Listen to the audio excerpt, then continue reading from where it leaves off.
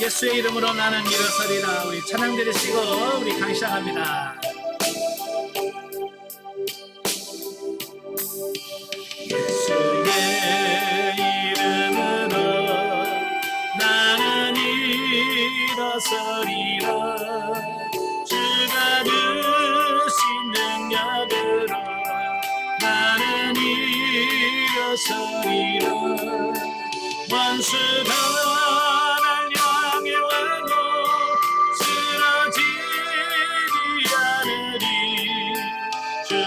주신 능력으로 주가 주신 능력으로 주가 주신 능력으로 일어서리. 다시 한번 합니다. 예수의 이름으로 나는 일어서리라. 주가 주신 능력으로 나는 일어서리라. 원수가 날 향해 와도 쓰러지지 않으리.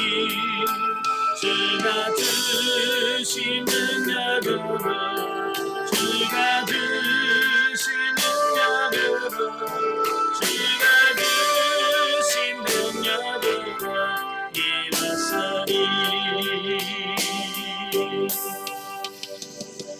아멘. 기도하겠습니다. 은혜로우신 아버지, 오늘 시간도 귀한 시간 허락해 주시고 하나님의 말씀을 같은 나눔이 영성을 연할 수 있도록 은혜 주시니 감사합니다. 오늘도 영성과 영적 치유 7번째 시간입니다. 우리 지각을 열으셔서 깨달아지게 하시고 오늘 병들었던 우리 영혼이 치유가 되어지는 귀한 역사가 있도록 도와주옵소서. 시종을 주님께 맡겨오며 예수님의 이름으로 감사하며 기도합나이다. 아멘. 예, 시간에 영성과 영적 치유, 우리 교재 143페이지입니다. 143페이지를 보시면 제6장 큰 변화에 대한 부분을 같이 나누도록 하겠습니다.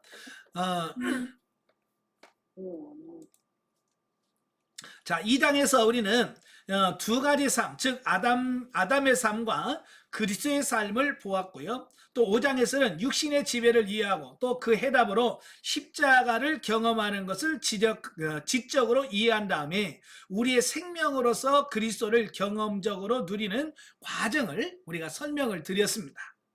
자, 그런데 이제 6장에서는 이제 두 개의 정체성, 우리가 이제 정체성이 있는데, 즉 세상이 주는 정체성이 하나가 있고 성경에서 묘사되는 영적인 정체성에 대해서 말씀해주고 있습니다. 자, 여기서 말하는 정체성이라고 하는 말은 우리 훈련원에서는 정체성이라고 하는 말보다는 우리가 자아라는 말을 많이 쓰게 되죠. 그죠? 그래서 어찌 보면 이 책에서는 우리 훈련원에서 말한 자아와 정체성은 같은 것이다 라고 이렇게 보면 되겠습니다. 그러니까 이 세상이 주는 정체성은 우리가 인격체로서 성장함에 따라 다른 사람들이 우리를 보는 그대로 우리 자신을 보거나 또는 다른 사람들이 우리를 본다고 생각하는 대로 우리 자신을 보거나, 그리고 가끔은 다른 사람이 우리를 그렇게 보아주기를 원하는 대로 우리 자신을 보기 시작함으로써 정체성이 형성된다라고 하는 겁니다. 그러니까 우리가 인생을 살아가면서 우리의 정체성, 우리 자아가 어떻게 형성해 가죠. 형성해 가는 과정을 말합니다. 그런데 중요한 것은 근본적으로 우리가 자아를 형성하는 데 있어서 성경적으로 영적으로 이 자아가 잘 형성이 되면 좋겠지만, 우리가 이 세상에 살면서 이 자아가 그렇게 바르게 형성될 수가 없다라는 거예요. 그래서 우리 자신에 대한 이 평가는 부정적이든 긍정적이든 간에 완전히 비현실적일 수도 있다라고 하는 겁니다. 그러니까 우리 자아가 형성이 되어지는데 이 자아 형성이 비현실적인 수도 있다는 겁니다. 그래서 우리는 자신에 대하여 과대평가하거나 과소평가할 수 있다라고 하는 겁니다. 보통 여러분도 그러잖아요. 자기 자신을 평가할 때 어떤 사람은 과대평가하는 경우가 있거든요. 그래서 자기가 마치 대단한 사람인 것처럼 이런 생각을 갖는 분들이 있고, 어떤 분들은 너무 과소평가해주고 나는 세상에서 쓸모없는 사람이야, 뭐 이런 열등감에 빠질 수도 있단 말이에요. 그 뭐냐면 그 자아가 어떻게 형성되느냐에 따라서 그 부분들이 달라지더라는 거예요. 그래서 이런 전체성은 사람, 즉 긍정적이거나 부정적이거나, 또 업적, 선이든 악이든, 소유, 많거나 적거나, 권력 또는 부족하더라도, 과거 좋든 나쁘든 간에 이런 것을 바탕으로 둔 정체성이다 라고 하는 겁니다. 그러니까 이 자아나 정체성은 우리가 나면서, 세상에 태어나서 경험되어지는 많은 사건들을 경험하면서 터득되어진 자의식 또는 자인식을 말하거든요. 그러니까 어떤 경험을 많이 하느냐에 따라서 그 정체성이 어떻게 형성되느냐, 이게 결정이 되어진다는 겁니다.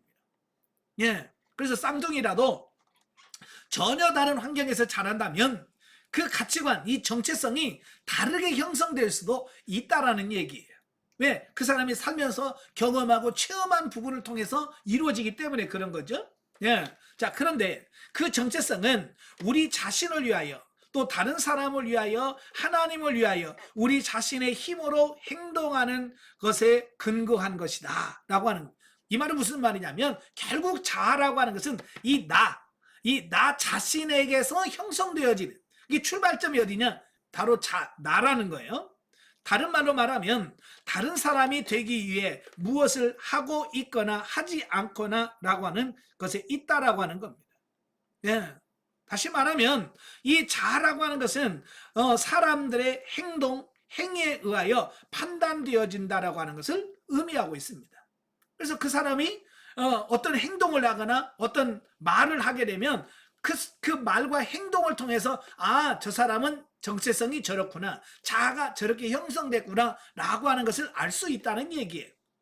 자, 그러나 성경에서 그려진 정체성은 다른 사람과 관계에서 자신을 보는 것이나 지금 하고 있는 우리의 행동이나 지금껏 해온 행위와는 전혀 상관이 없다라고 하는 겁니다. 성경에서 말하는 성경에서 말하는 새 자라고 그러죠. 이게 새 자는 지금까지 우리의 삶과 관계가 없다는 얘기예요. 그래서 이 정체성은 그리스도 안에서 어떤 존재가 되는 것과 그분 안에서 우리의 생명을 발견하는 것에 근거하고 있다라고 하는 거예요. 그러니까 이 새 자, 우리가 죽었던 영이 살아남으로 형성된 이 새 자는 세상에서 어떤 부분이 아니라 그리스도와의 관계에서 어떻게 형성되어지느냐, 그렇다는 거예요. 만약 관련된 어떤 업적이 있다면 그것은 갈보리에서 이루신 그리스도의 업적, 행위다. 자, 우리에 관한 부분은 행위 대신 존재이다. 다른 말로 말하면 우리는 자신을 주 예수 그리스도와 일치시킴으로 우리는 그분 안에 있는 새롭고 진정한 정체성을 살기 시작한다라는 겁니다. 그래서 우리가 예수 믿고 거듭나고 중생을 하게 되면 우리 이 영에서 옛자가 죽어지고 새 자가 형성이 되어지는 거죠.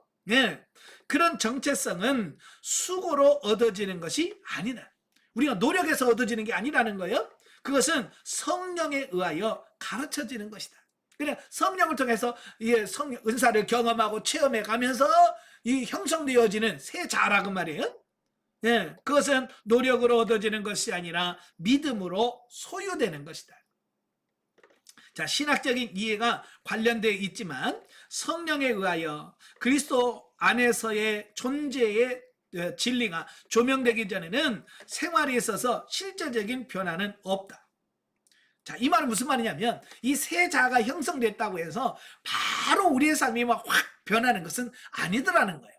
보통 우리가 예수 그리스도를 믿고 거듭나고 중생했다고 하잖아요. 그죠? 그렇다고 해서 어떤 획기적인 어떤 변화는 없어요. 그죠?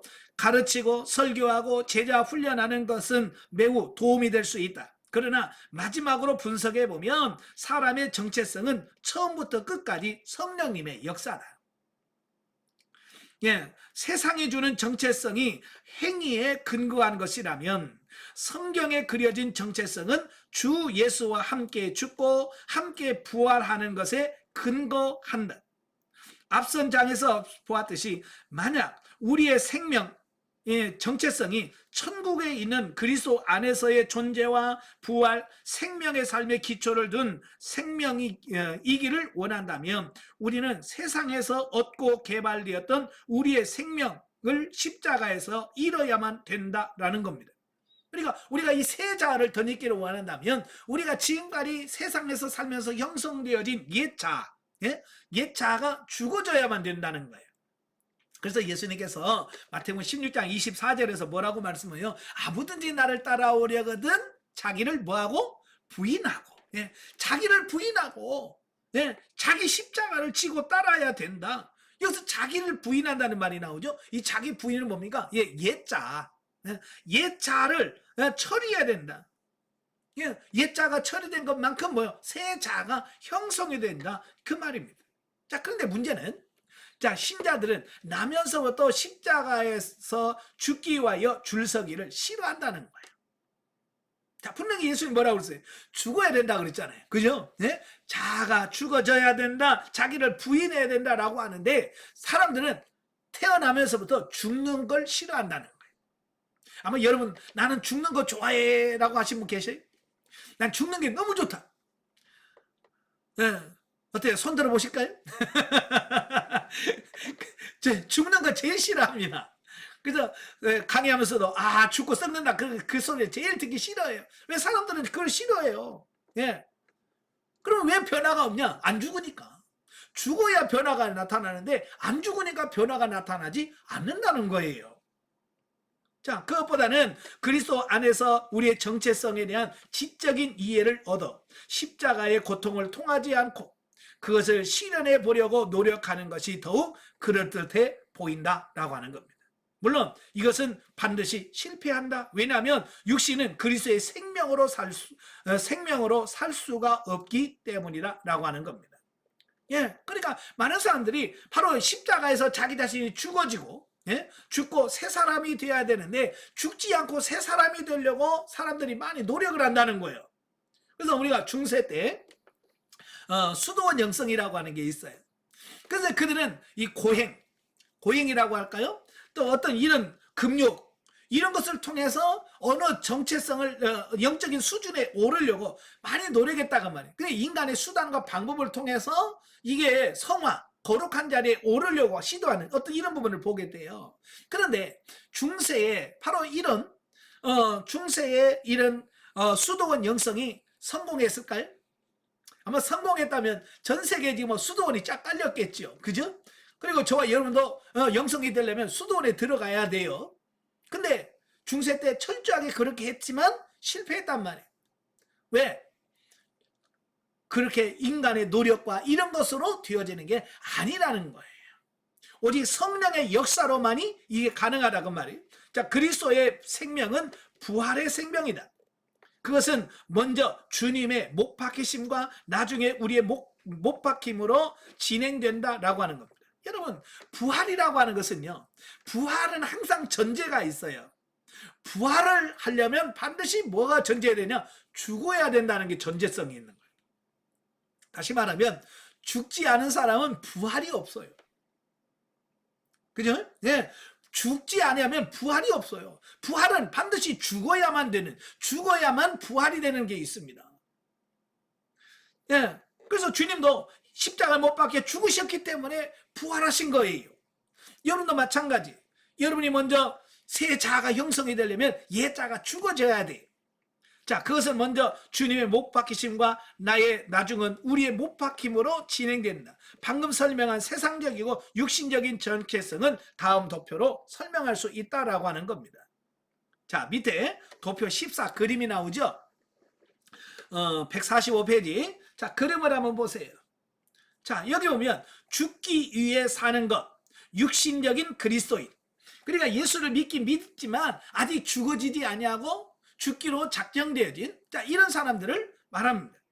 바로 우리가 흔히 말하는 광야에 사는 광야에 있는 그리스도인의 모습을 여기서 말씀해 주고 있습니다.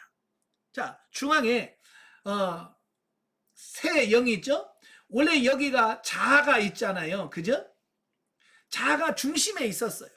근데 이 자아가 어때요? 십자가에서 처리되어지고 죽어진단 말이에요.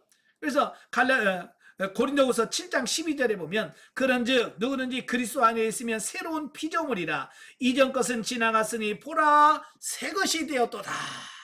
그래서 이제 자아가 아니라 영이 우리의 삶의 중심에 와 있다라고 하는 겁니다.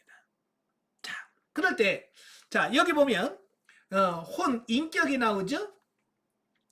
혼과 인격이 나오는데 바로 영이 거듭나고 중생했다 할지라도 이 광야 단계에 있는 사람들은 이 혼이 변화가 별로 없습니다. 변화가 거의 없어. 그러니까 옛 생활, 예전의 모습 그대로 살아가는, 그러니까 예수는 믿지만 변화가 나타나지 않는 그런 삶을 살아가고 있는 어떤 그런 모습이라고 볼 수 있습니다. 왜 그럴까요? 자, 여기 보세요. 마음은 속은 자, 감정은 안정이 아니라 동요하고 있고요. 또 의지는 자유하나 죄에 굴복하는 자. 자, 이렇게 우리의 혼이 마음대로, 감정은 감정대로, 의지는 의지대로 제대로 되어진 이런 삶이 하나도 없는 거예요. 그래서 우리가 육신적인 그리스도인 광야 단계의 삶을 살아갈 수밖에 없다라고 이분은 표현해 주고 있는 겁니다. 자, 밑에서 설명합니다. 자, 이 그림은 좀 더 일반적이라는 점 외에는 2장에 있는 자아 중심의 삶과 유사하다라고 하는 겁니다. 그러니까 육신적인 그리스도인, 자기 중심적인 삶과 똑같다라고 하는 겁니다. 다시 말하면 예수를 믿고 거듭나고 중생을 했지만 여전히 육신 중심으로 사는 성도들은 불신자, 하나님을 알지 못하는 자들과 별반 다를 바가 없다. 그래서 제가 오직 했으면 주일날 성경책 찍고 교회 가는 거 빼고 다 똑같다. 그렇게 표현하잖아요. 별반 다를 게 없는 삶을 살아가고 있는 겁니다. 그래서 먼저 번 도표에서 정신적인 어려움을 가지고 있지 않는 사람들은 이 도표와 더욱 쉽게 일치한다. 자, 일반적으로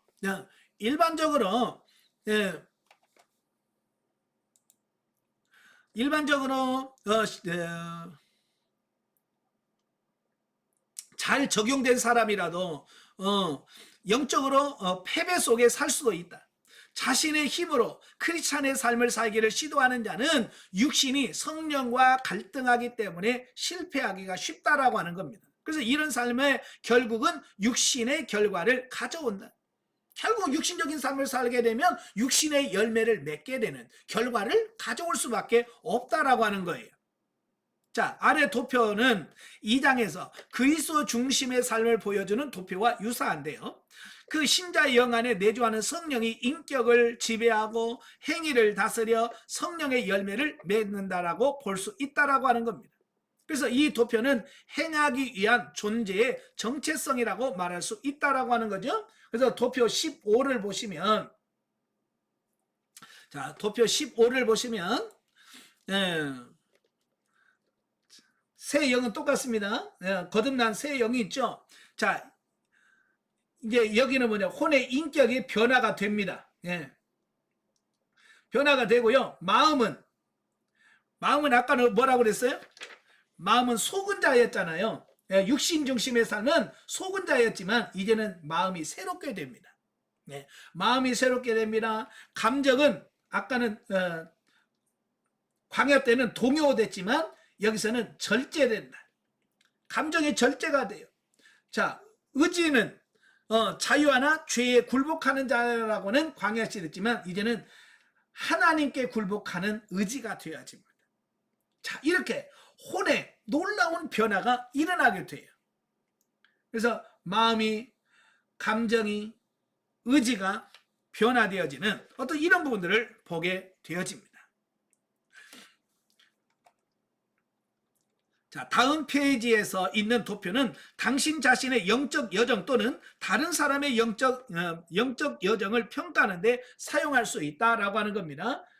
도표 16을 보시면 147페이지. 자, 우리가 그리스도 안에 있는, 그리스도 예수 안에는 생명의 생명의 영의 법칙이 나와 있어요.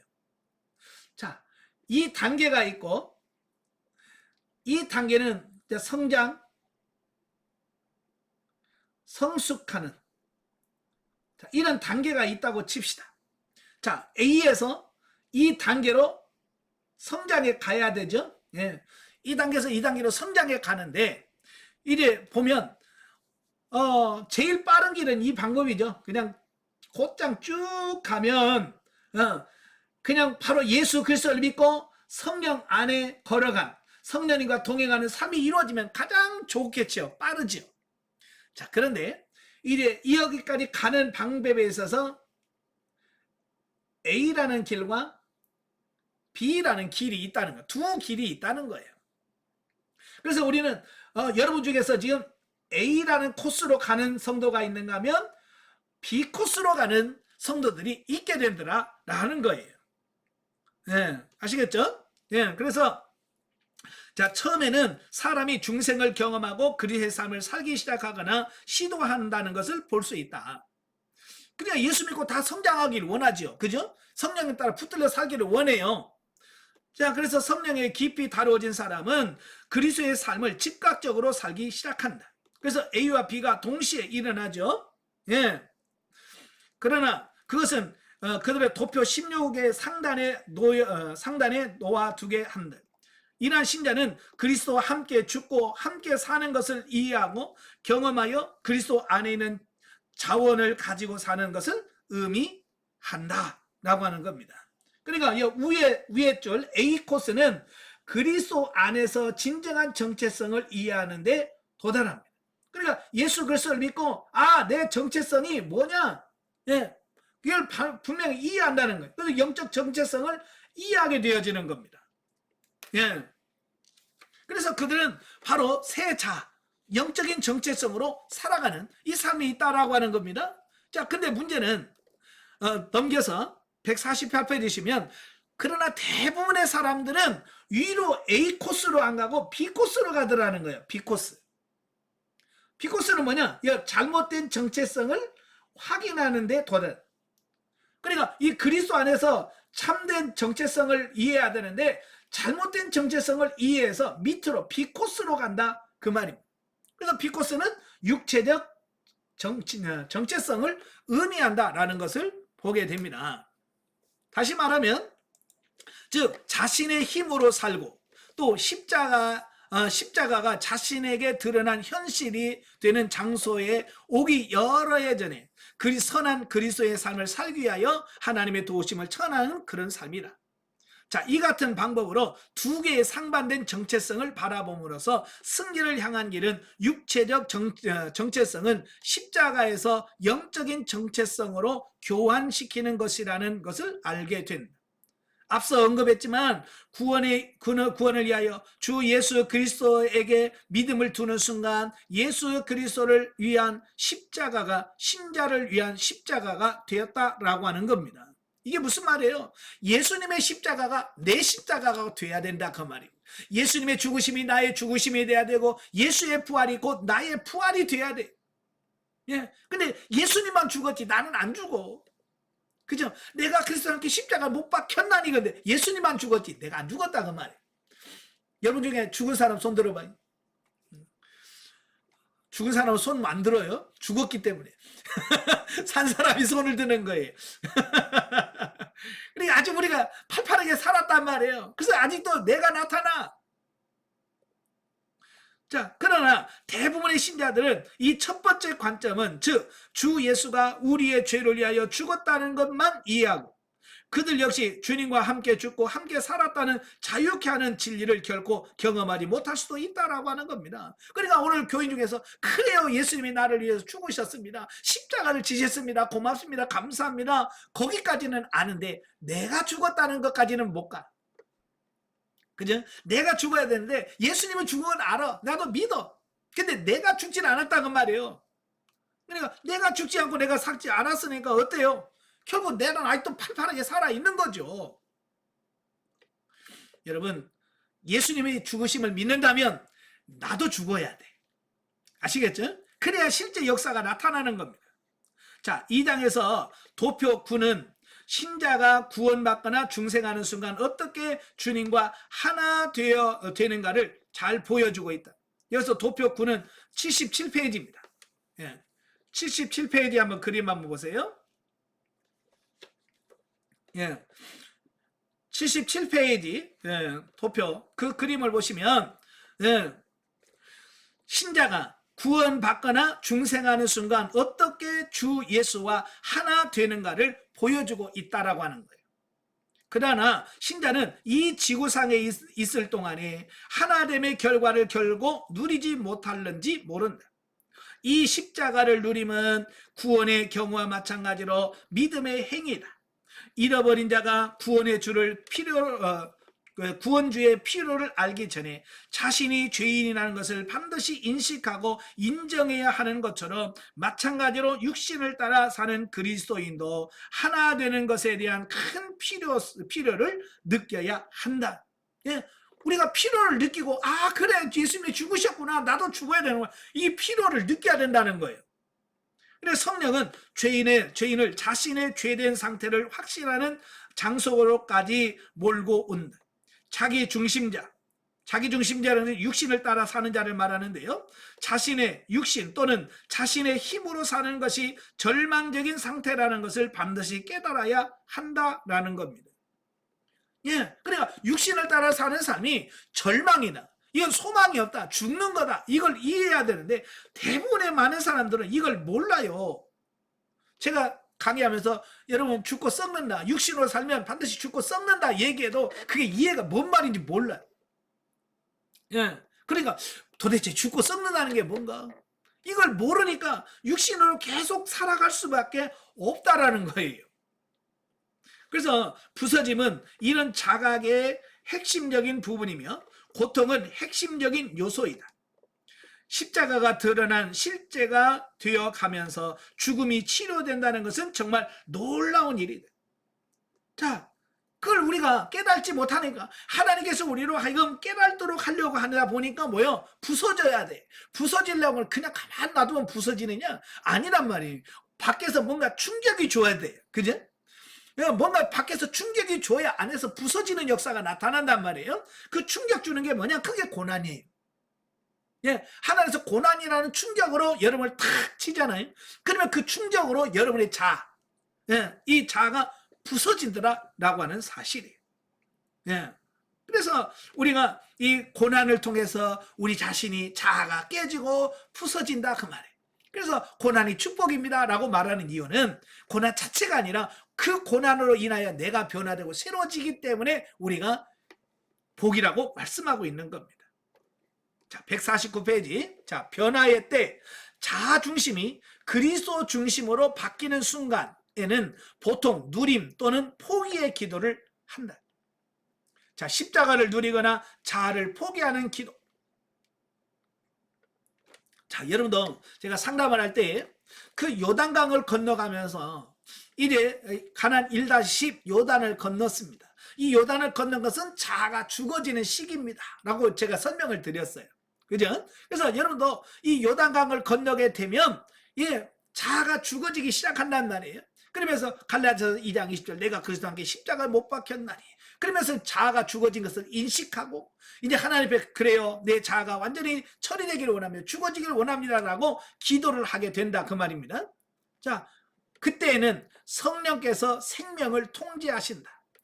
네, 다른 때에는 성령께서 전능하신 일을 행하시며 기도는 찬양과 기쁨의 형태로 드려진다라고 하는 겁니다. 예. 그래서 여기서 기도와 찬양과 기쁨. 자, 이것은 뭐예요? 예, 자신을 포기하고 내려놓으면 그게 가능해지더라라는 사실을 말씀해주고 있습니다. 근데 많은 사람들이 자기 자신을 하나님께 그래요, 나를 깨트려 주세요라고 주님 앞에 내놓아야 되는데 이 내려놓지를 못한단 말이에요. 내려놓지를 못하니까 깨지지는 않죠. 이 깨지지 않으니까 누려짐이라든지 이런 것들을 경험하지 못하게 되는 어떤 이런 부분들을 보게 되는 거예요. 그러니까 결국은 여러분이 얼마나 내려놓고 얼마나 주님께 맡기느냐에 따라서 이런 부분들이 달라진다라는 것을 보게 됩니다. 자, 도표를 여정으로 본다면 성령께서 A에서 B로 인도된다.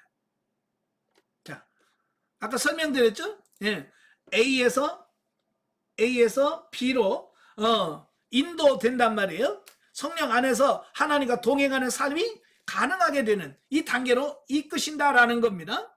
네. 자, 그 길을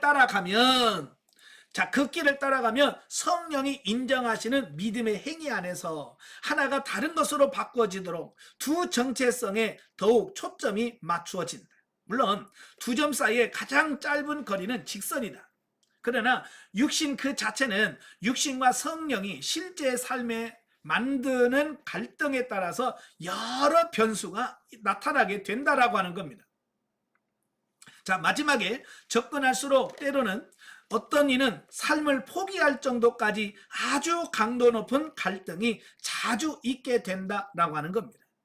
자, 그러니까 이 화살표대로 A에서 B라는 이 성령 안에서 걸어가는 이 상태가 되기까지 오는 과정에서 수많은 갈등과 고민을 하게 된다는 겁니다. 이해가 되시죠? 여러분 지금까지 오면서 어때요? 편하게 오셨습니까? 나름대로 힘들었잖아요. 그죠? 이걸 영성훈련을 해 말아부터 시작해서 내가 왜 죽어야 돼? 꼭 이걸 해야 되나? 안 해도 될 텐데 라면서 많은 갈등을 하면서 왔을 거예요. 그죠? 예. 그래도 여기까지 왔다라고 하는 것은 어때요? 여러분이 지금 포기하지 않고 지금까지 왔다는 얘기잖아요. 그죠? 여러분이 포기하지 않고 왔으니까 지금 와 있는 거지. 우리 같이 훈련 받으신 분 중에 지금 이 자리에 없으신 분 계시잖아요. 예? 그 단계, 내가 죽어지고 내가 죽어지는 그 단계에서 너무 힘드니까 아이 모르겠다 라고 포기해버리는, 그래서 중도에서 낙오되는, 자, 이런 경우들을 많이 보게 되는 거예요. 그래서 물론 여기서 정확히 일어나고 있는 것은 5장에서 설명한 대로 우리가 알고 있듯이 생명을 얻기 위해 생명을 잃는 것 같은 느낌 가운데서 일어나고 있다라고 하는 겁니다. 예. 그러니까 아까도 말했잖아요. 내가 살기 위해서는, 내가 부활하기 위해서는 먼저 죽는 과정에 거치는 거예요. 근데 많은 사람들이 이 죽은 다음에 부활이 있다라고 하는 것이 믿어지면 여러분 이 과정을 걸어갈 수 있는데, 이 죽는 것만 생각하면 죽으면 끝이네, 내가 왜 죽어, 나 안 죽어 라고 하면 죽지 않으면 편할 수는 있지만 뭐가 없어요? 아까 말했죠. 안 죽으면 부활이 없는 거예요. 네. 죽어지는 과정을 거쳐야 되는데 죽으심이 없기 때문에 결국은 부활의 그 기쁨도 없다는 거예요. 여러분 하나님은요, 우리를 죽는 것을 본심이 아니에요. 우리를 죽이는 게 본심이 아니라니까. 하나님 우리를 살리는 게 본심이지. 살리려고 하다 보니까 죽는 과정을 거쳐야 될 뿐이에요. 그래서 하나님께서는 살리기 위해서 죽이는 거예요. 아시겠죠? 그래서 여러분이 지금 어렵고 힘듭니까? 이게 끝이 아니에요. 이게 끝이라면 나도 영성 안 해. 그렇지만 이건 과정이지 끝이 아니고 지나간다는 말이에요. 아시겠죠? 그래서 여러분들 힘들고 어렵더라도 이 과정을 잘 통과하시길 바래요. 그래서 죽음, 부활의 진행이 믿음 행위 안에서 정점에 이르게 되면 다른 진행이 시작된다. 이 진행 직전에 신자를 십자가의 경험으로 데려가기 위하여 육신의 힘을 빼앗아 버리는 부정적 의미의 성화가 나타날 수도 있다라고 하는 겁니다. 자, 이게 무슨 말이냐면 이게 우리가 살기 위한 어떤 성장해가는 과정에서 잘 돼야 되는데 잘 되는 게 아니라 도리어 안 되는, 부정적인 의미의 성화, 뭐든지 안 되는 과정을 거쳐가게 된다라고 하는 겁니다. 예, 저도 영성훈련하면서 처음에 제일 갈등했던 게 그런 거예요. 하나님 나 잘 살아보려고 이 영성훈련 시기나 봤는데 막 성질은 더 나지. 예? 성질은 막 더 나지. 막 그냥 그러니까 내가 막 당황한 거예요. 하나님 나 변화되고 정말 예수님처럼 살려고 영성훈련 한 건데 왜 자꾸 성질은 더 납니까? 왜 혈기는 자꾸 더 나고? 예? 막 왜 그렇습니까? 막 제가 그랬거든요. 예, 아마 여러분도 1차 감정처리, 2차 감정처리 기간 거치면서 여러분도 경험했을 거예요. 이 속에서 막 올라오는데 이게 감당이 안 되는 거예요. 예. 저도 영성훈련 받기 전에는 그래도 저도 인내가 좀 많아요. 인내성이 많아서 잘 참아요. 그런데요, 이 영성훈련 받고 나서 1차 감정처리 때 이 안에 있는 게 막 폭발하니까요. 절제가 안 되는 거예요. 내가 이게 아이고 안 해야 되는데 성질 내면 안 되는데 그런데도 입술은 안 되는데 하면서 막 하는 거예요. 이게 정말 이게 어떻게 할 수가 없더라고요. 바로 그런 과정을 하나님께서 우리를 통과하게 하신다. 그건 뭐냐면 나빠지는 게 아니라 어찌 보면 내 안에 있는 걸 처리하는 과정일 뿐이에요. 자, 이런 거죠. 자, 우리는 그럴듯하게 흉내를 내면 돼요. 사람들은 그럴듯하게 흉내내요. 예를 들어서 막 성질 났는데 나 성질 안 났어. 막 속에서는 부글부글 끓는데 나는 괜찮아 라고 말하면 사람들은 괜찮은 줄 알아요. 왜냐하면 속을 못 보니까. 근데 하나님은 뭘 본다고 했어요? 우리 중심을 보신다고 그랬잖아요. 그죠? 웃고 있는 얼굴을 하나님은 안 봐. 왜 안에서 부글부글 끓고 있는 우리 속을 꿰뚫어 보시는 분이 하나님이신 거예요. 그러니까 우리가 이웃을 사랑하고 뭘 할 때 여기서는 미워하고 입술로 아이고 사랑해요 라고 말한다고 해서 사람은 통과할 줄 모르지만 하나님은 통과가 안 된단 말이에요. 그래서 우리가 지금까지 제가 그런 삶을 살아왔던 거예요. 속에서는 미워 죽겠어도 목사가 어떻게 사람 성도를 미워한다고 말하겠어요? 못하죠. 그죠? 그러니까 여기서는 막 속에서 부글부글도 아이고 성도님 사랑합니다 그러면서 마치 그게 내가 영성이 잘 돼서 그죠? 내가 예수님 닮아서 그런 줄을 그렇게 표현을 한단 말이에요. 근데 하나님은 뭘 봐? 욕을 본단 말이에요. 여기서 미워하는 마음이 있으면 예수님 뭐라고 그랬어요? 네가 형제를 미워하면 이미 너는 살인한 거다. 그렇잖아요. 형제를 미워하면 이미 너는 형제를 살인한 거라고 말씀하고 있잖아요. 이 속에 있는 것이 처리가 안 되면 의미가 없다는 거예요. 그래서 이 속에 있는 걸 다 끌어내시는 겁니다. 그러니까 이게 끌어 나오니까 처음에는 이게 뭐야 더 나빠졌네라고 생각할 수 있겠지만 성장해가고 변화되어야 할 하나의 과정이었다라는 사실입니다. 저도 영성훈련하면서요 정말 죽고 싶을 정도로 창피하더라. 이 막 속에 있는 게 확 올라오니까 정말 죽고 싶어. 쥐구멍이라도 들어가고 싶고요. 어디 가서 나 목사요라는 말을 못할 정도로. 그전에는 내가 목사입니다. 뭐 이걸 긍지와 자부심을 가졌는데요. 이 속에 있는 게 확 뒤집어지니까 어디 가서 나 목사라고 말 못하겠어. 창피해가지고. 예. 저도 그 과정을 거쳤어요. 예. 그래서 하나님은 바닥까지 내려가기를 원해요. 밑바닥까지 내려가서 거기서 내 자신이 처리가 되어지기를 원하시는 겁니다. 예. 예수님이 십자가에 달리시기 전에 십자가에서 뭐라고 고백합니까? 엘리 엘리 라마 사박더니 나의 하나님 어찌하여 나를 버리십니까? 예수님도요 저 바닥까지 내려가 하나님이 버린 그 바닥까지 내려가. 어찌 보면 우리도 그 바닥까지 내려가서 정말 하나님 날 버리신 것 맞습니까? 라고 외칠 정도로 우리가 밑바닥까지 내려가서 완전히 내가 죽어지고 처리가 돼야 돼. 저도 훈련하면서 정말 힘들 때 야 이젠 바닥이다 더 이상 내려갈 데가 없다. 네? 더 이상 내려갈 데가 없다라고 생각했는데요. 땅 파고 들어가도 지하로. 나는 이제 바닥이야. 난 이제 더 이상 내려갈 데가 없어. 그런데요. 그래도 땅 파고 계속 지하로 들어가는 거야. 와 미치겠는 거야. 1층만 들어가면 이제 다 됐지. 2층을 지하로 2층 파고 들어가. 거기서 끝나는 게 아니라 막 3층, 4층 막 계속 밑바닥으로 들어가는 거예요. 이게 얼마나 힘들었는지 몰라. 저도 그 과정을 거치면서.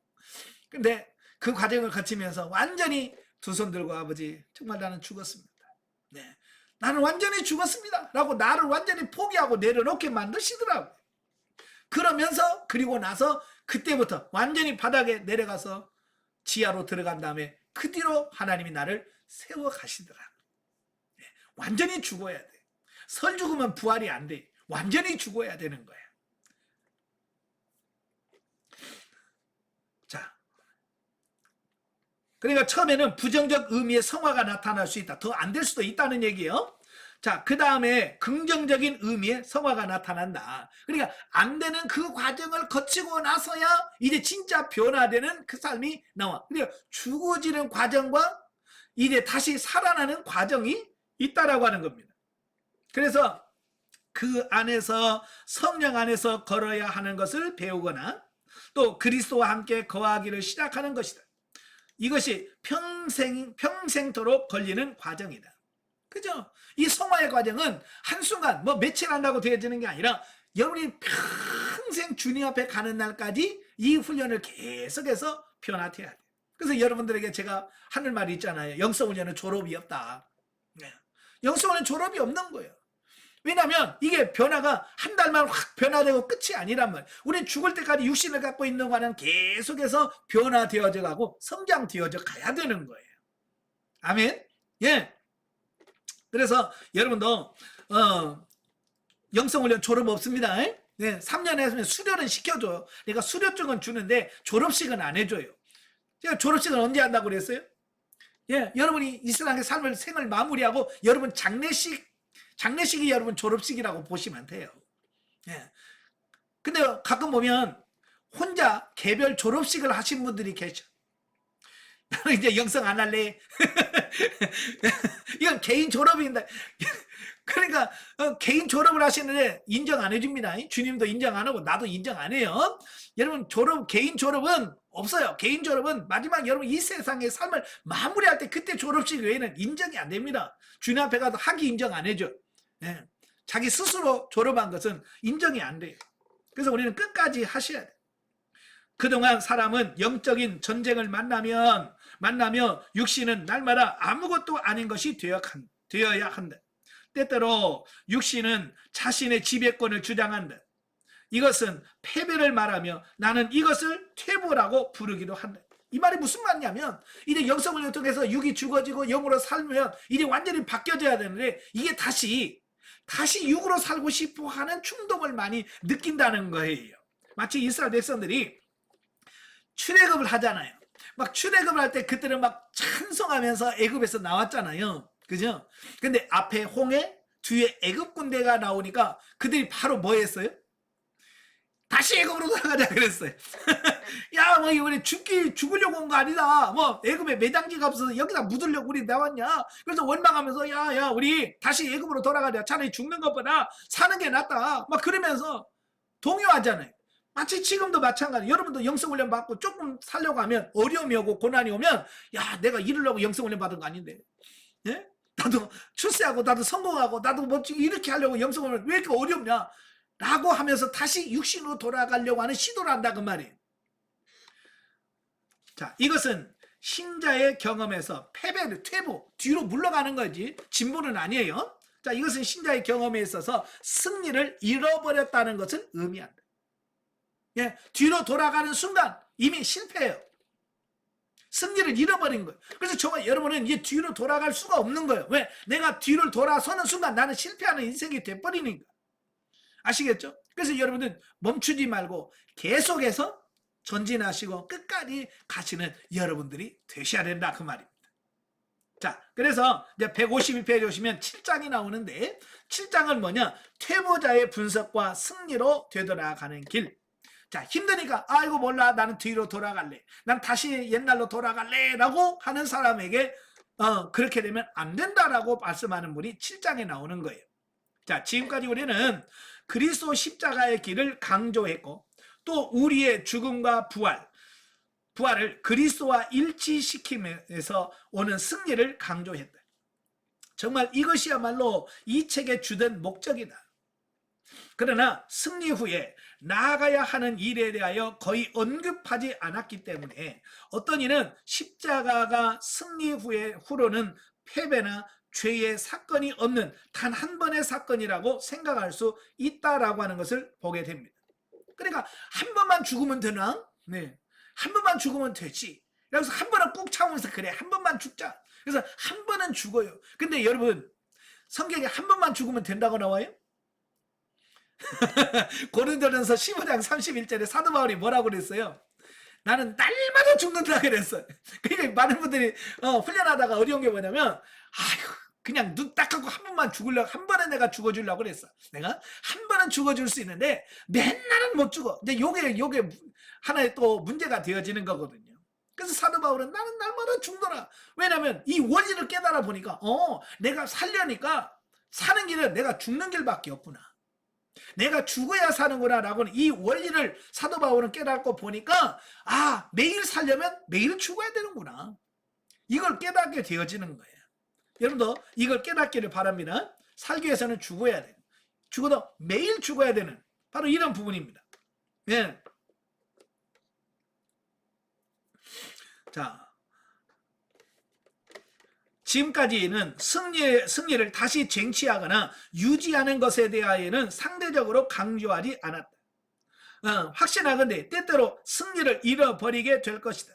그러므로 우리가 여기서 승리의 상실과 재탈환 그리고 유지하는 과정을 논의하는 것이 매우 중요하다라는 겁니다. 왜냐하면 우리가 늘 승리하면 좋겠지만 우리가 살다 보면 승리도 하지만 실패도 많이 경험한다 그 말이에요. 그래서 내가 실패했을 경우 어떻게 할 거냐, 어떻게 다시 승리를 쟁취할 거냐라고 하는 부분이, 자 5장에서 도표 13은 신자의 삶에 있어서 십자가의 누림이 일어난 후 나타나는 언덕과 골짜기를 보여주고 있다라고 하는 겁니다. 그러니까 130페이지 보시면 도표 13이 나오죠. 네, 130페이지 한번 보세요. 도표 13에 보면 자, 위에 보시면 이게 오르락 내리락 하는 게 있잖아요. 이게 자, 이 부분 항상 뭐가 있어요? 예, 잘 되는 부분이 있고 잘 되다가 안 되다가 잘 되다가 안 되다가 또 잘 되다가 안 되다가 하는 이런 그런 굴곡진 삶을 살아간다 그러면 참 이게 계속 성장만 했으면 얼마나 좋겠습니까? 근데 이게 안 된단 말이에요. 그죠?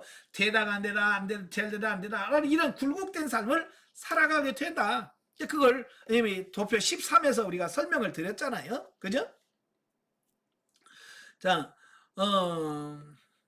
승리를 상징하는 정상에 십자가가 있는 바로 직후의 패배를 상징하는 골짜기가 따라온다. 예, 십자가의 승리를 경험하고 나면 바로 또 내려가는 이런 경우를 본다고 말이에요. 자, 다른 말로 말하면 즉 자아의 삶 또는 육신을 따라 사는 삶으로 되돌아간다는 의미다. 그러니까 주님과 동행하다 보면 다시 육으로 내려가서 또 육신을 따라 살다가 또 십자가에서 죽어지면 다시 또 주님과 더불어 살아가는 삶이 나오다가 또 다시 또 육신으로 또 푹 들어갔다가 자 이렇게 계속 이게 반복적으로 나타나더라라고 하는 사실을 말씀해 주고 있습니다. 자, 이것이 퇴보를 의미하는 것이다. 즉 이스라엘 백성들이 출애굽 이후에 광야에서 고난을 만날 때마다 그들은 애굽으로 돌아가자고 했던 것처럼 영성훈련을 받으면서도 고난을 받으면 다시 육신으로 돌아가. 아이고 괜히 영성했나 보다. 다시 옛날처럼 그렇게 살자라고 자꾸 돌아가려고 한다 그 말입니다. 바로 여기서 신자들은 신앙 성장기 동안과 이전에 그리스도인의 삶에서 육신이 늘 해왔던 방법과 똑같은 방법으로 하게 되는 것을 경험하게 된다. 예. 그래서 예수님의 제자들도 그렇잖아요. 예수님의 십자가 부활 경험하고 부활하신 예수님을 경험했음에도 불구하고 어때요? 요한복음 21장에 보면 나 고기 잡으러 갈란다. 그죠? 그죠? 베드로가 나 고기 잡으러 갈란다. 그러니까 나도. 그래서 예수님의 제자들이 다 배 타고 고기 잡으러 가잖아요. 네? 바로 그런 거예요. 다시 육신으로 돌아가서 옛생활로 돌아가서 옛사람처럼 살려고 하는 어떤 이런 부분들을 보게 된다고 말이에요. 그래서 상당히 심각한 정서적 어려움을 가지고 있는 사람들은 여기까지 되돌아간다는 겁니다. 그래서 일부는 잘 적응하여 삶과 증거에 있어 단순히 힘의 상실만 경험하기도 하고 또 다른 일부는 어떤 특징의 죄에 다시 사로잡히게 될 수도 있다라는 겁니다. 자, 여기서 이제 중요한 게 뭐냐면 이 하나님과 동행하는 쭉 살다가 그게 잘 안 된단 말이에요. 그래서 아휴 나는 안 되나 봐 라고 포기하면 그 내가 추구했던 성령을 따라 사는 삶, 그 성령을 따라 사는 삶을 계속 살아야 되는데 내가 포기하는 순간에 뭐냐면 어떤 다른 특징적인 어떤 것들에 내가 사로잡히게 되어지는 이 부분들을 보게 됩니다. 다시 말하면 이런 거예요. 여러분이 막 기도하잖아요. 기도하다가 아이고 기도 재미없어 날 기도 안 해 라고 해서 기도하다가 기도 안 하면 기도 대신에 뭔가가 나를 끌어가는 게 뭐가 있어요. 막 TV 드라마가 그렇게 막 땡긴다든지 그래서 막 TV 드라마에 폭 빠져버린다든지 자, 이런 거예요. 아니면 유튜브 뭔가 팍 빠져버린다든지, 아니면 취미에 빠진다든지, 아니면 뭐 취미생활, 뭐 개를 키운다든지, 고양이 키우는, 뭐 요런 데다가 쑥 빠져가지고요. 이제 그 재미로 사는 거예요. 예전에는 기도하고 말씀 보고 하는 그 재미에 살았는데, 이제는 그게 아니라 엉뚱한 데 빠져. 제가 아는 집사님은요, 요즘에 트로트에 빠졌대. 그래서 맨날 아침에 일어나면 그 트로트 들고, 그래서 흥얼흥얼 하면서 산다는 거예요. 왜? 바로 이 힘을 잃어버리잖아요. 힘을 잃어버리면 그 대신 뭔가가 그 자리 빈 공간을 채워야 돼. 예수님으로 채워야 되는데, 예수님으로 채우지 않으면 예수님 대신에 뭔가를 대신 채워야만 되는 거예요. 이게 참 원리예요. 영적 원리예요. 그러니까 예수님 대신에 뭔가가 들어간 게 그게 취미일 수도 있고, 돈일 수도 있고, 세상의 명예일 수도 있고, 그렇다는 거예요. 자, 보통 패배는 승리 이전에 알고 있던 정도로 크지 않다. 그러나 어떤 사람들은 감정과 생각과 행동 패턴이 이전의 육신적인 삶과 비슷하게 후퇴해버린다라는 겁니다.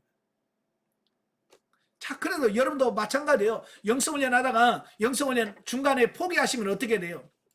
예, 시간이 좀 지나면 옛날 영성훈련 하기 이전의 상태로 그냥 내려가, 아니 그보다도 더 밑으로 내려갈 수가 있다는 거거든요.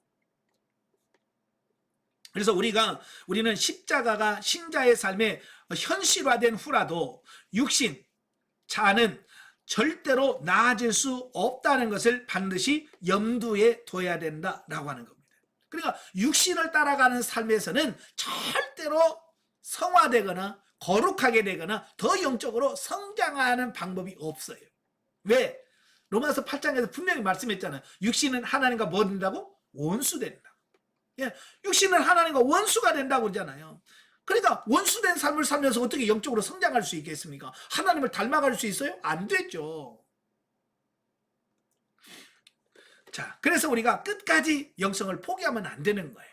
아시겠죠? 자, 우리가 이것을 주장하는 이유는 자신을 부인하고 날마다 십자가를 지면서 성령 안에서 걸어감이 절대적 필요하다는 것을 강조하기 위해서다라고 하는 겁니다. 네. 그래서 우리는 한 번 십자가에 죽었다고 끝나는 게 아니라 계속 날마다 죽어지는 과정을 계속 거치면서 우리가 끝까지 가셔야 돼. 예. 그래서 이 육은 무엇과 같으냐면 밭에 나는 잡초와 같아. 잡초. 여러분, 이 농사를 지었다 보면요, 농부는 그 풀을 뽑잖아요. 눈에 보이는 잡초를 다 뽑아요. 그러면 이거 깨끗하다, 다 뽑았으니까. 근데요, 며칠 지나면 또 나와 있어요. 참 신기해요. 도대체 어디서 나오는지 몰라. 어디서 나는지 모르지만 다 뽑아놔서 며칠 있으면 또 잡초가 또 나와 있어. 그래서 다 뽑으면 또 나와 있고. 저도 텃밭에다가 상추를 심고요. 텃밭이 너무 없으니까 플라스틱으로 된 이런 게 있어요. 고무통이 있어요. 거기다가 흙을 부어다 놓고 거기다 상추를 키우거든요. 근데 상추 키우다 보면요, 꼭 밑에가요, 아침마다 새벽기도 끝나고 와서 제가 인사하거든요. 상추한테 물 주면서. 아침마다 상추 잘 있냐, 그래서 물 주면서 꼭 잡초를 뽑아요. 근데 오늘 뽑으면 그 다음날 가면 또 나와 있어, 잡초가. 자, 그걸 보면서 깨닫는 게 그런 거예요. 아, 이게 꼭 우리 육 같다. 처리하면 다 없어지는 게 아니라 또 나와. 처리했나 싶으면 또 나오고, 처리했나 싶으면 또 나오고. 야, 그래서 이건 죽을 때까지 해야 되는구나, 이거. 이게 대충 며칠 해갖고 되는 게 아니고 죽을 때까지 계속 처리해야 되는구나. 이것이 느껴지는 거예요. 언제 끝나냐? 죽어야 끝나는 거예요. 육신이 완전히 죽어져야 그 다음에 잡초도 없어지는 거예요. 그 전까지는 끊임없이 육신을 쳐서 복종시키는 이 과정이 필요한 거예요. 아시겠죠? 자, 아래로 내려가는 길. 자, 우리 모두는 퇴보를 경험했기 때문에 그런 퇴보의 모양과 변수를 이해하는 것이 필요하다. 자, 목적은 두 가지 측면에 있다. 첫째는 그러한 이해를 통해서 재발을 방지하거나, 최소화하는 것이기 때문에. 그렇죠? 이걸 언제 퇴보하며 퇴보해야 어떻게 해야 빨리 회복할 수 있는 거, 이걸 알아야만 우리가 퇴보할 때 이건 내가 지금 내려가는구나 라고 빨리 인식을 하고 빨리 대처할 수 있단 말이에요. 그 다음에 둘째는 그 퇴보들이 우리에게 온다면 어떻게 처리할 것인가를 알 필요가 있기 때문이다라고 하는 겁니다. 그죠? 방법을 알면 쉬워요. 근데 방법을 모르면 정말 어떻게 할 방법이 없잖아요. 자, 퇴보의 과정을 묘사하는 데 있어 날고 있는 비행기로 비유하는 것이 도움이 될 듯하다. 이제 비유를 들어 설명하는 겁니다. 자, 비행기들은 제어판이라는 것을 가지고 있다. 이것은 주로 자동차의 운전대 아래 부분과 같이 제어판을 비행기의 움직임, 또 전후, 좌우, 고도를 통제합니다. 비행기를 똑바로 나르게 하는 것이 중요하다. 그러나 충분한 힘이 없으면 수직, 수평으로 날아가는 동안 땅에 충돌할 수 있다라는 겁니다. 그렇죠? 이제 비행기가 쉬어 날아갑니다. 날아가는데 날아가려면 뭐가 있어요? 힘이 필요한 거예요. 그죠? 그래서 뒤에서 계속 엔진에서 막 그 열을 통해서 그 바람을 통해서 뒤로 내뿜는 바로 이제 그 힘에 의해서 비행기가 나가는 거잖아요. 그래서 충분하게 뒤로 내보내는 제트 엔진에서 확 품어내는 그게 있어야 비행기가 앞으로 가는데 그 힘이 약하면 어떻게 될까요? 가고 싶은데 힘이 없으면 떨어지게 돼 있어요. 그렇잖아요. 그죠? 네, 아무리 가고 싶어도 힘이 없으면 바닥으로 떨어진다라는 거예요. 자, 이걸 뭘 의미하느냐? 바로 여러분도 우리가 영적으로 성령으로 충만해야만 내가 뭘 하고 싶어.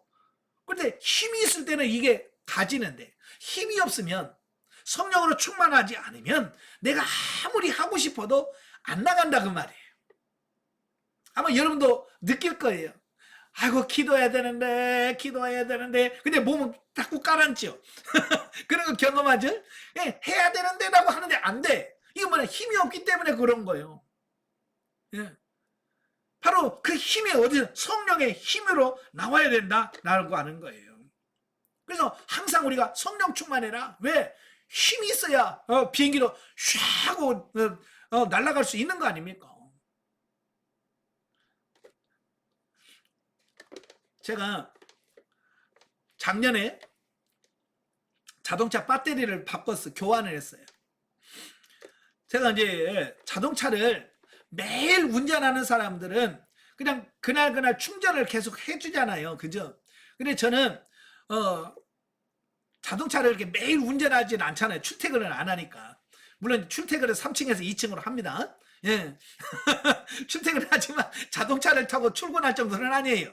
그래서 계단으로 다니는 게 자동차를 저기다가 밖에다 세워놓고 어쨌든 보름 만에 한 번씩 가서 운전해 주. 너무 안 해주면 자동차가 그러니까 막 가끔 일부러 일주일에 한 번씩 나가서 한번 이렇게 2, 30분 돌고 와서 받쳐놔요. 그렇지 않으면 이 배터리가 방전이 돼요. 여름은 그래도 한 일주일을 가는데 겨울에는 3, 4일만 운전 안 하잖아요. 배터리가 방전돼야 시동이 안 걸려요. 예. 바로 이런 거예요. 계속 이게 엔진을 움직여줘야 자동 충전이 돼서 또 그 다음날 쓰는데 이게 안 해놓으면 내가 쓰려고 했을 때 안 돌아간다. 안 켜진다면 시동이 안 걸려. 오늘 여러분도 마찬가지예요. 항상 기도해서, 그렇죠? 여러분이 항상 기도해서 여러분이 항상 성령으로 충만해서야 내가 영적으로 살고 싶어 할 때 힘이 되어져서 사라지는 거예요. 근데 저처럼 운전을 일주일에 한 번씩 하나, 열흘에 한 번씩 하면 그 에너지가 그동안에 떨어진단 말이에요. 네, 방전이 되니까 내가 원할 때 틀어도 이게 시동이 안 걸려. 결국 보험사에다 전화해가지고 네? 와서 점핑해야 돼. 그것도 1년에 6번밖에 안 돼. 6번 넘어가면 돈 내야 돼. 돈 내야 돼. 여러분도 마찬가지예요. 여러분이 항상 기도해서 충만하면 누가 여러분을 안 도와줘도 되잖아. 그죠? 항상 기도하는. 근데 뭐 주기별로 일주일에 기도 한 번 하신 분들, 한 달에 기도 한 번 하신 분들, 그러니까 이 충전 기간이 길잖아요. 그러니까 그동안에 방전이 돼서 다시 시작하려면 힘이 안 내서 못 하시는 분들이 많잖아요. 그래서 여러분도 기도도 좀 계속 하십시오. 쉬지 말고. 아시겠죠? 제 차처럼 방전시키지 말고. 예, 여러분도 보면 가끔 보면 방전되신 분들이 많아.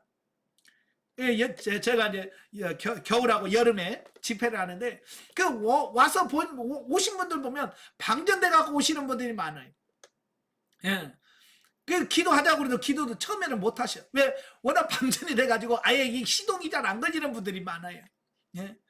그래서 또 안수해주고 같이 기도해주고 그러면 이제 그때부터 시동이 걸리는 이런 부분이 생기는데요. 너무 그렇게 하시면 안 되고 매일 기도하셔서 성령으로 충만할 수 있기를 바래요. 자, 153페이지 오시면 비행기는 고도계라는 장비가 있다. 그것은 비행기가 조종사에게 고도가 올라가는지 내려가는지 또 비행이 일정한 고도로 가는지를 알려준다. 그렇죠? 이 고도계라는 게 있어서 지금 지상 몇 메타, 지금 이게 똑바로 가는지 비행기가 기울었는지 이걸 잘 보여주는 이 그림 같은 게 있어요. 그래서 보고 내가 내려가는구나 올라가는구나 똑바로 가는구나 이걸 알 수 있단 말이에요. 그래서 고도의 바늘이 시계 반대 방향으로 움직이기 시작하는데도 조종사가 아무런 조치를 취하지 않으면 추락하게 된다. 그죠? 고도계가 자꾸 내려간단 말이에요. 내려간다는 얘기는 뭐예요? 비행기가 지금 내려가고 있다는 얘기잖아요. 그 내려가고 있다는 것을 보면 어떻게 해야 돼요? 안 내려가게 올려줘야죠. 그죠? 그래서 방향을 빨리 바꿔줘야 되는데 내려가네 내려가네 그리고 가면 아무 조치를 안 하면 그때 계속 내려가네 내려가면 어떻게 해요? 나중에 충돌하지요. 그죠? 바로 이제 그걸 얘기하고 있습니다. 예? 아무런 조치를 안 하면 결국 추락하게 됩니다. 그러나 그 고도계를 보고 추가적인 힘을 넣고 제어판을 당긴다면 다시 고도를 얻을 수 있다라고 하는 겁니다. 그러니까 중요한 건 뭐냐면 조종사는 내가 지금 비행 고도가 올라가고 있는가 내려가고 있는가 바로 이걸 계속 보면서 그걸 올라가고 좀 내려주고 너무 내려가면 또 올려주고 그래서 수평을 유지해서 계속 갈 수 있도록 만들어주는 이게 중요한 거예요. 이건 뭐냐? 영적인 자기 상태를 정확하게 분별하고 파악하는 어떤 이런 부분들을 본다는 말이에요. 쉽게 말하면 이런 거예요. 사람들이 내가 지금 영적으로 충만한지 내가 영적으로 지금 방전됐는지 그 부분을 모른다는 말이에요. 아시겠죠? 그러니까 이게 그냥 가는 거야. 그러다가 그냥 뚝 떨어져 죽는 거예요. 영적으로 예민하고 민감해야 된다. 그 말씀을 하고 있습니다. 그러니까 분명한 것은 그가 그의 고도 상실을 빠르게 감지하고 수정할수록 그는 고도를 적게 잃을 것이다. 그러나 그는 내 혼자 힘으로 이것을 하기를 원해라고 결정할 수도 있다. 그 경우 그는 제어판을 당겨 비행기의 앞이 위로 향하게 할 수 있지만 추가적인 힘을 주어 당기지 않으면 비행기는 정지할 것이고 하늘에서 떨어져 추락할 것이다 라고 하는 것을 말씀해 주고 있습니다. 예. 그러니까 그 밑에 도표 17이 나오죠. 자, 도표 한번 그림을 한번 보세요. 자, 이게 지금 비행기의 고도라고 생각해 보시죠. 지금 이 속도로 이 높이로 비행기가 잘 가야 돼. 가야 되는데 어때요? 고도계가 쭉쭉쭉 내려가지요. 네, 내려갑니다. 이 내려가는 것은 우리가 신앙의 퇴보. 예, 신앙이 자꾸 퇴보하는 것을 비유합니다. 예, 비행기가 내려가. 자, 그래서 제일 중요한 게 뭐라고 그랬어요? 지금 내 상태를 어는지 아는 게 중요하다고 그랬잖아요. 내가 지금 1번 상태인지 2번 상태인지 3번 상태인지 4번 상태인지 5번 단계인지 내가 지금 어느 단계에 있는지를 빨리 알아야 돼요. 파악을 해야 돼요. 그래서 빨리 영을 깨달을 때 빨리 깨달아야 내려가는 속도가 줄어지는 거예요. 자, 보세요. 1번 때 내가 지금 약간 내려가려고 하네 라고 하면 그냥 바로 어때요? 조금만 올리면 그냥 갈 수 있는 거예요. 더 안 내려가고. 그죠? 자, 2번은 어때요? 조금 내려갔지만 바로 올라가는데 별로 힘들이지 않고 그냥 바로 올라간다 그 말이에요. 자, 3번도 조금 내려왔지만 조금만 힘쓰면 바로 올라가.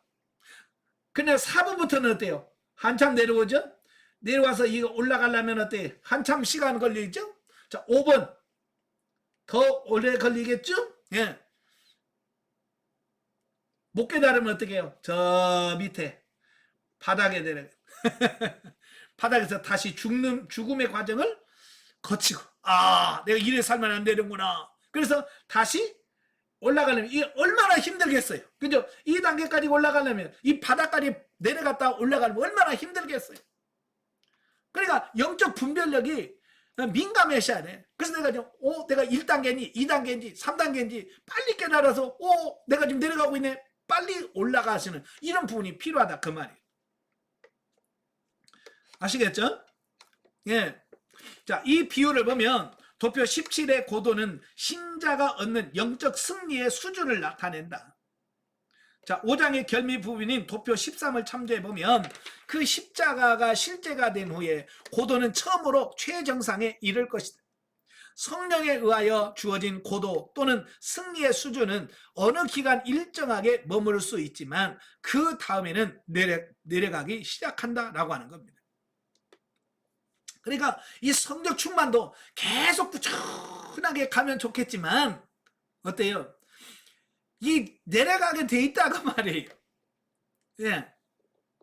그러나 이때 신자는 그 머리를 구름 가운데 두고 천국에 앉혀졌기 때문에 영적 흥분 상태 또는 충돌과 화재를 경고해주는 영적 고독의 도움을 받지 못하고 있다라고 하는 겁니다. 신자는 처음으로 승리의 경험에 사로잡혀 있어 세상과 육신과 마귀에 장차 올 위험을 전혀 모를 수도 있다라고 하는 겁니다. 그 결과 나중에 항상 현실이 그렇듯이 놀랍고 슬픈 얼굴로 땅으로 돌아온다라는 겁니다. 자, 이게 이제 무슨 말이냐면 잘 이해를 잘 하셔야 돼요. 자, 우리가 영성 훈련을 받고요. 성장을 해서 생명 단계에 들어가잖아요. 이제 영적으로 성장에 들어가면 이제 영적인 고도에 들어가면 영적인 기쁨과 흥분 속에서 막 살아간단 말이에요. 그때는 어떤 세상적인 어떤 문제라든지 이런 게 별로 크게 와닿지를 않아요. 심지어는 육신이 아픈 게 아픈 것으로 여겨지질 않아요. 그죠? 왜냐하면 영이 흥분되어 있다 보니까 육신적인 이 부분을 많이 놓치는 경우들이 있다라고 하는 것을 보게 돼요. 저도요, 제가 생명 단계에 들어왔을 때 느끼는 게 있었는데 그게 뭐냐면 저는 마음이 너무 편한 거예요. 마음이 너무 편하고 아무 근심이 없어. 그런데 병원에 가니까 의사 선생님이 혈압을 재면서 요즘 뭐 스트레스 많이 받으시나요? 그러는데 아니 나는 너무 행복하고 나는 이제 편하고 나는 너무 막 기뻐서 너무 행복하게 사는데 의사 선생님이 더불어 얘는 뭐 스트레스 받는 일 많아요? 그러더라고. 아니요, 난 너무 좋아. 그런 거 없는데요. 그러니까 근데 왜 혈압이 자꾸 올라가죠? 그러는 거예요. 그러니까 이게 뭐냐면 영이 느끼는 거하고 육이 느끼는 게 따로 있다는 걸 저는 몰랐던 거예요. 나는 그냥 영이 느끼고 영이 기뻐하면 나는 전부 영혼 몸 전체가 다 행복하고 기쁜 줄 알았는데 생명당에 들어와 보니까 영은 기쁘고 행복한 거야. 근데 육은 스트레스를 받고 있는 거예요. 근데 그걸 내가 전혀 그걸 육이 스트레스 받고 있다는 사실조차도 모르는 거예요. 왜? 영이 너무 행복하니까 흥분에 돼 있어. 그러니까 의사 선생님이 근데 왜 자꾸 혈압이 올라가냐고. 예, 그러시는 내가 어떻게 알아? 그렇죠? 나는 너무 행복한데 왜 얘가 스트레스 받아 혈압이 올라가는 내가 어떻게 하냐고. 예. 그래서 그런 걸 갈등을 저도 이제 고민하고 있었어요. 근데 하나님께서 그 부분을 조명해 주시는 거예요. 영적인 상태와 육적인 상태가 이게 다를 수가 있다라고 하는 거예요. 그래서 영이 성장을 하게 되면 자기 육체 관리도 잘 해야 된다는 겁니다. 아시겠죠? 그래서 내가 아무리 스트레스 받지 않는 것 같지만 가끔 혈압도 체크해보고 그래서 혹시 육이 스트레스 받고 있지는 않는지 자 이런 부분도 체크를 해봐야 된다라고 하는 말씀인 거예요. 자 그래서 바로 이 부분 그래서 이제 나중에 보니까 그렇더라고요. 저도 이제 스트레스 받는다고 생각 안 드는데도 이 몸이 받아. 그래서 어떻게 내가 스트레스를 받는 걸 어떻게 알 수 있을까? 그래서 이렇게 뒷목을 이렇게 당겨 이렇게 해서 이렇게 주물러 보면 스트레스를 받으면 목이 뻣뻣해져요. 그러니까 내가 오늘 스트레스 받았어라고 느껴지지 않아도 내 몸이 느끼고 있잖아요. 그죠? 그러면 이렇게 딱 해서 느끼면 목이 뻣뻣하고, 또 여기 저는 머리가 나는 그 순간에 보면 스트레스를 받으면 뭐 오돌토돌한 돌기가 나와. 그래서 이렇게 보면 꼭 뭐가 난 것처럼, 여드름 난 것처럼 이렇게 만지면 그게 잡혀. 그러니까 아무 일 없어도 이렇게 한 번씩 이렇게 만져보는 거예요. 그럼 그런 게 있으면, 아, 내가 지금 스트레스를 받고 있구나. 예. 안 느껴져도 그걸 통해서 내가 아는 거예요. 그래서 어쩔 때는 쉬어주기도 하고. 네. 예. 왜? 육신을 스트레스 받고 있으니까 육신을 쉬어줘야 되거든요. 그래서 휴식 시간을 주고, 그래서 낮잠도 좀 자주고, 이제 그러면서 이 관리를 해가는 거예요. 그러다 보니까 육신도 이래, 영이 육신도 잘 챙기니까 육신도 잘 가고. 예. 요즘에는 그래요. 병원에 가면 제가 한 달에 한 번씩 혈압 때문에 가거든요. 혈압약 먹기 때문에 한 달에 가요. 그러면 의사들 항상 하는 말이, 관리 참 잘하시네요. 예, 옛날에는 무슨 스트레스 받냐고. 왜? 그 관리를 못하니까. 근데 이제 그걸 알고 내가 육신에 대해서 관리를 해주고 그러니까 의사 선생님 가면, 네, 관리 참 잘하십니다. 계속 그렇게 하시면 됩니다. 이렇게 말하는 거예요. 예. 마찬가지로 이 영과 육의 어떤 그런 부분이 있더라는 거예요. 자, 이것이 진행 과정에 일어나는 일이라는 것을 경고받지 않았다면 그는 사람에게 동정이나 구하는 사람에 대해 당분간 육신의 삶으로 돌아가게 될 수도 있다라고 하는 겁니다. 만약 이런 일이 일어나면 이처럼 다시 한번 예수님을 위한 죽음에 인도되어 우리의 죽을 육신에 나타날 예수의 생명에 의하여 다시 한번 승리를 발견하는 것이 필요하다라는 겁니다. 자, 왜 이런 이야기를 하냐면 이런 거예요. 나는 너무 행복하고 좋은데 육체를 관리를 잘 못해가지고 갑자기 몸이 아파가지고 병원에 갔어. 예, 자기가 관리를 못해놓고 병원 가면 항상 하나님 그럴 수 있습니까? 내가 그렇게 근데 나를 아프게 합니까? 자기가 관리 못해놓고 하나님을 원망하고 나 이제 영성 안 해요. 이렇게 된단 말이에요. 그렇죠? 모든 책임을 하나님께 돌린단 말이에요. 자기가 관리 잘 못해놓고. 그래서 지금 이 저자가 지금 그런 얘기를 하고 있는 거예요. 그래서 퇴보의 시작이 모든 과정 중에 가장 잘 속는 면이므로 우리는 먼저 이 점에 초점을 맞추고자 한다. 도표 17에서 5단계는 퇴보의 진행 과정을 보여준다. 첫 단계는 매우 미세하다. 아까 제가 다 설명드렸죠? 1단계, 2단계, 3단계, 5단계 여기 쭉 설명했잖아요. 1단계는 아주 조금이지만 점점 5단계는 상당히 내려온 단계라고 할 수 있잖아요. 그죠? 네.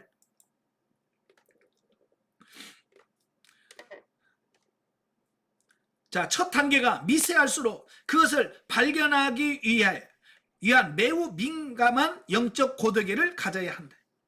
그러니까 이 고도계가 아주 예민해야 조금 내려갔다 요것도 알 수 있는 거지. 이 고도계가 둔하면 한참 내려가도 이거 못 깨달을 수가 있다 그 말이에요. 영적으로 예민해야 된다. 그런 얘기를 하고 있습니다. 네, 만약 그렇지 못하게 되면 한 단계가 다음 단계로 연결되어 우리가 어떻게 그곳에 도달했는지를 전혀 알 수 없는 육신의 방황 속에 돌아간다.